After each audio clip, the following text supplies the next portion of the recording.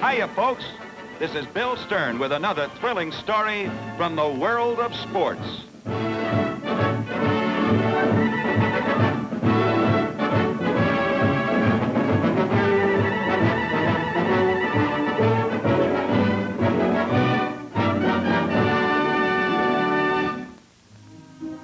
We're a couple of 100 miles southeast of El Paso, Texas, in the Yaqui Indian country of Old Mexico, once the game hunting domain of the red men armed with bow and arrow. Today we're hunting with Tex Stone, using the weapon that the Indian long ago abandoned for the white man's gun. Tex makes his own arrows by hand, working them until they're straighter than a lathe could turn them, exactly balanced and perfectly weighted. Because one blast of a gun puts all the game for miles around on guard, Stone, a professional hunter, depends upon the bow and arrow. Since he's out after the biggest, toughest game anywhere on the American continent, Tex armors the arrows with broad steel warheads, and we're ready for the hunt. That's Mrs. Stone riding with Tex. We use ponies down here for two reasons. First, because of rattlesnakes that are almost as thick as the mesquite, and second, because we can range over more territory.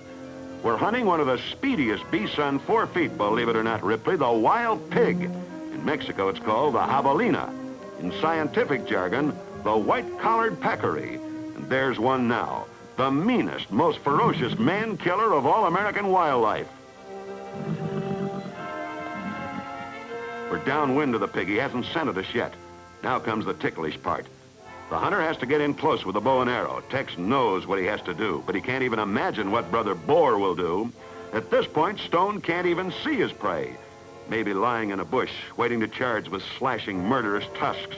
Our long lens brings the mean, bloodshot eyes into close-up, but our camera's safely behind Tex Stone as he closes in.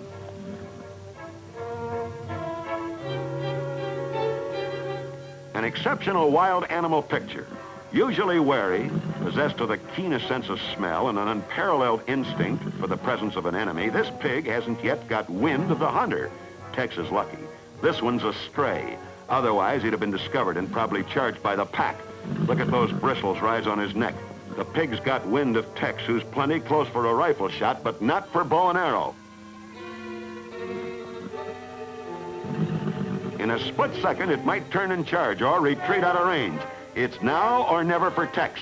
He sends the arrow flying, and the boar's down. It's all over quickly. Now, do you want to know the reason for the hunt? University scientists wanted to study the pig as the possible carrier of rabies, which has appeared in epidemic proportions among cattle in the Southwest.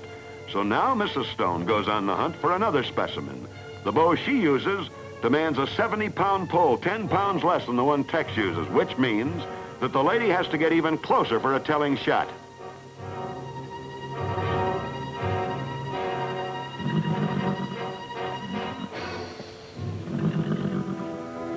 Dangerous?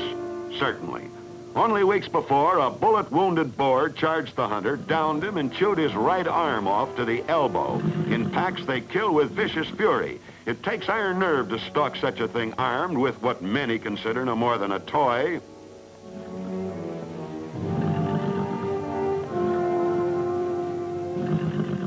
Right past our camera towards the huntress as she draws a bead. What a camera shot, and we hope what a bow shot. The 150-pounder thrashes in fury, then drops. P.S. Both the ceased pigs that the Stone shot proved to be carrying rabies. So the hunt has been more than sport. It's been an aid to science. But one isn't enough.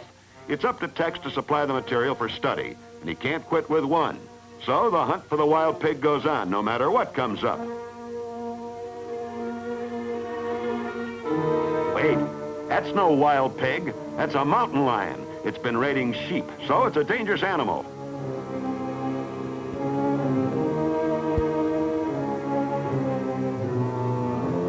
Tex closes in on him, stops and draws his bow. We're still too far away for a good shot, and the cat's got his wind up. He's quartering to get a stronger scent as Tex moves in, but more cautiously now. The big bobcat knows there's trouble close by, but he's curious and unafraid. As Tex Stone moves in on the mountain lion, the hunter and the hunted are stalking each other face to face.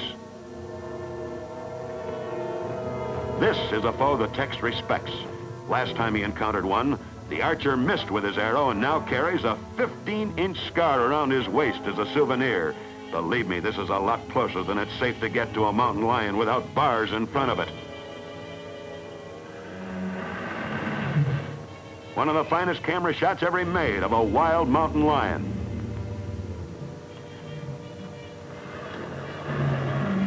It's no animal to take chances with. In 2 pounds, he could reach Tex unless that arrow stops him. And it's a hit. Keep a safe distance, Tex. He's still got fight left. There he goes down.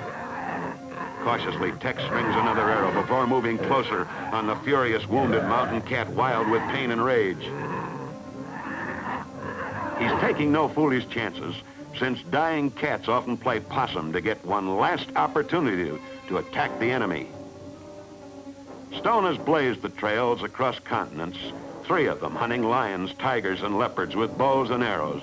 But he's as wary of the American puma as of any of the big cats of Asia or Africa, and with good reason. 1 shot was enough to finish it off.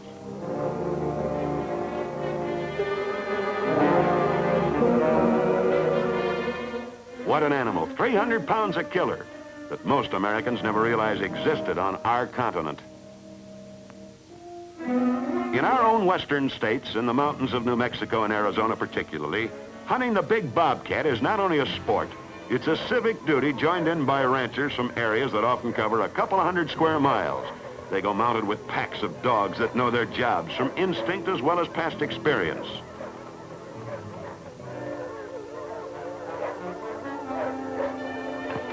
Object is to take the cat alive. The dogs are trained to keep their quarry away from trees, headed into open country if possible. There's the cat, the species that's called the puma in Central America, the same as Tex Stone killed south of the border. A high rock is the spot the cat picks to make his stand.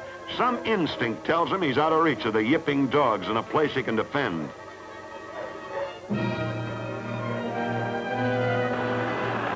The dogs have him spotted, but this cat that can kill a 1,000-pound steer, who raids herds of cattle without fear, isn't afraid of them, only furious at being surrounded. The mountain lion looks at its tormentors almost with disdain and roars out its defiance.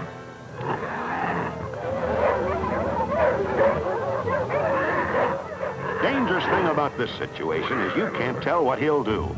Any split fraction of a moment, he can spring onto one of those dogs and claw him into ribbons with those powerful hind legs and paws.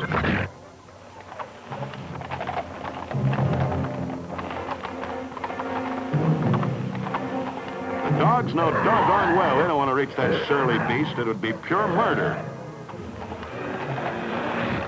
There's so much potential killer in that mean, muscular, powerful body. Here's the most dangerous moment as the dogs are held back and a noose is sneaked in close to his head.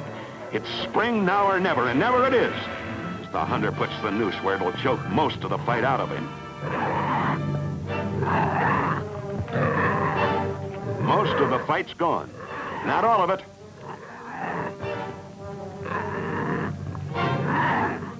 There's a bounty on bobcats out here, in addition to a rather neat price from some zoo if they can take them alive. So it's rewarding as well as a sport. With Tex Stone's expedition, it proves you don't have to travel to Africa to hunt big game.